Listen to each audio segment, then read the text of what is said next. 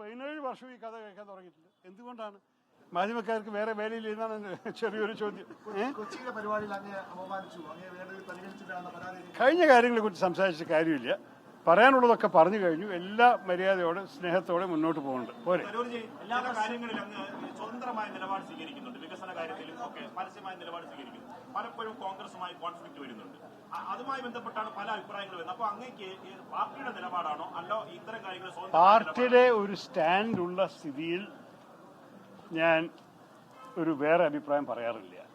ചില വിഷയങ്ങളിൽ ആൾക്കാർ എൻ്റെ വ്യക്തിപരമായ അഭിപ്രായം ആവശ്യപ്പെടുമ്പോൾ ഞാനൊരു വ്യക്തിയായിട്ട് ഞാൻ എപ്പോഴും പറയും, ചിലപ്പോൾ തുടക്കത്തിലേ പറയും, ഞാൻ പാർട്ടിക്ക് വേണ്ടിയിട്ടല്ല സംസാരിക്കുന്നത്, പാർട്ടിയുടെ സ്റ്റാൻഡ് പാർട്ടി സ്പോക്സ്മാനോട് ചോദിക്കണം.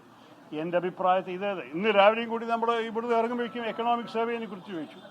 അത് എക്കണോമിക് സർവേനെ കുറിച്ച് പാർട്ടി വല്ലതും പറഞ്ഞിട്ടുണ്ടോ എന്ന് എനിക്ക് പഠിക്കാൻ കൂടി സമയം കിട്ടിയില്ല. ഞാൻ പറഞ്ഞു എൻ്റെ വ്യക്തിപരമായ അഭിപ്രായം ഇതാണ് പറഞ്ഞു. അപ്പം ഇങ്ങനെ ഓരോരോ കാര്യത്തിൽ ഞാൻ അഭിപ്രായം പറയും. നിങ്ങൾ ചോദിക്കും.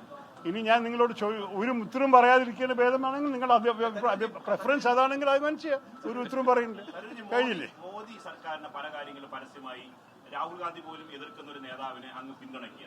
അതുപോലെ തന്നെ ചില വികസന കാര്യങ്ങളിൽ വികസന സമീപനങ്ങളിൽ മറ്റ് സർക്കാരുകൾ അനുകൂലമായ സമീപനം സ്വീകരിക്കുക. അപ്പൊ അങ്ങനെയാണ് ഒത്തുപോകുന്നത് എന്നുള്ള സംശയം. വികസന കാര്യങ്ങളിൽ സത്യമാണ്, ഞാൻ ചില നല്ല കാര്യങ്ങൾ കാണുമ്പോൾ അതിനെ ചൂണ്ടിക്കാണിക്കാൻ തയ്യാറാണ്. എൻ്റെ അഭിപ്രായത്തിൽ അതിൻ്റെ ഒപ്പം എൻ്റെ കുറ്റം പറയുന്നതോ ആക്ഷേപം ചെയ്യണതോ അതിന് കുറച്ചും കൂടി വിലയുണ്ടാവും. കാരണം ആൾക്കാർക്ക് അറിയാം ഞാൻ എല്ലാറ്റിനും എപ്പോഴും കുറ്റം പറയുന്ന ആളില്ല. ആ അടിസ്ഥാനത്തിലാണ് ഞാൻ ചില കാര്യങ്ങൾ പറഞ്ഞിട്ടുണ്ടായിരുന്നു.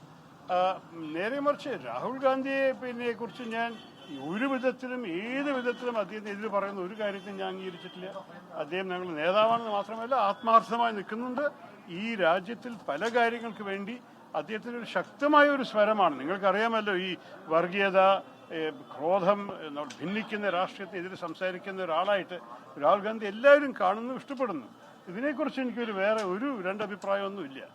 ഞങ്ങൾക്ക് ചില വിഷയങ്ങളിൽ പ്രത്യേകിച്ച് ഇന്നാൾ ഈ കഴിഞ്ഞു പോയ ചില വിഷയങ്ങളിൽ അത് ഞാൻ പറഞ്ഞു, കഴിഞ്ഞു പോയ കാര്യങ്ങളെക്കുറിച്ച് കൂടുതൽ സംസാരിക്കാൻ ആഗ്രഹിക്കുന്നില്ല. പക്ഷേ ചില വിഷയങ്ങളിലൊരു ഞാനൊരു എടുത്ത സ്റ്റാൻഡ് നിങ്ങൾക്കൊരു പ്രോ BJP ആയി കണ്ടു. ഞാൻ അങ്ങനെയല്ല കണ്ടത്. ഞാൻ പ്രോ ഗവൺമെൻറ്റോ പ്രോ ഇന്ത്യ ആയിട്ടാണ് കണ്ടത്.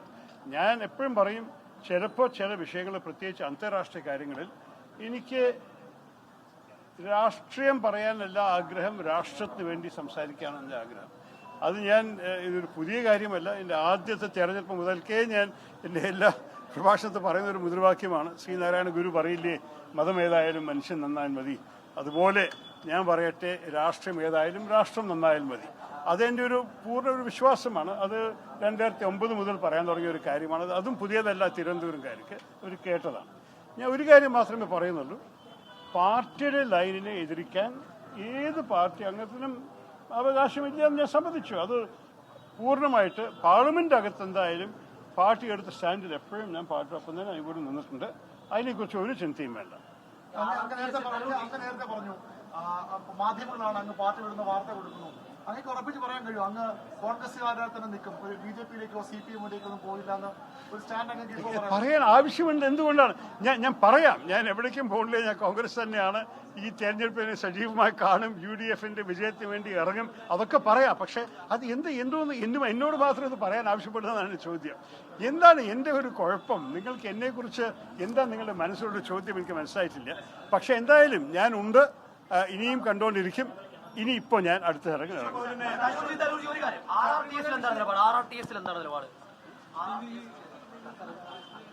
RRTS നിലപാട് ചോദിക്കുന്നുണ്ടായിരുന്നു. പക്ഷേ അതിന് പ്രതികരിച്ചില്ല. ശശി തരൂർ MP മാധ്യമങ്ങളോട് സംസാരിക്കുകയായിരുന്നു. ഏതെങ്കിലും തരത്തിൽ പ്രശ്നങ്ങളൊക്കെ പരിഹരിച്ചു, BJP-യിലേക്ക് പോവില്ല, കോൺഗ്രസിൽ നിന്ന് ഉറച്ചു നിൽക്കുമെന്ന് ഉറപ്പ് പറയാൻ പറ്റുമോ എന്ന് ചോദിച്ചപ്പോൾ അവൻ ഉറപ്പ് പറയുന്നതിന് ഒരു കുഴപ്പമില്ല. പക്ഷേ എന്നോട് എന്തിനാണ് ആ ചോദ്യം എന്ന് തരൂർ തിരിച്ചു ചോദിക്കുന്നുണ്ട്.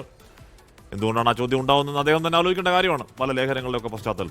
ലോകത്തെവിടെയായാലും ഏത് സമയത്തും 24 വാർത്തകളും ഓഗ്മെന്റഡ് റിയാലിറ്റി പാക്കേജുകളും എക്സ്പ്ലെയിനറുകളും വിശദമായി കാണാൻ ഞങ്ങളുടെ YouTube ചാനൽ നിങ്ങൾക്ക് സബ്സ്ക്രൈബ് ചെയ്യാം.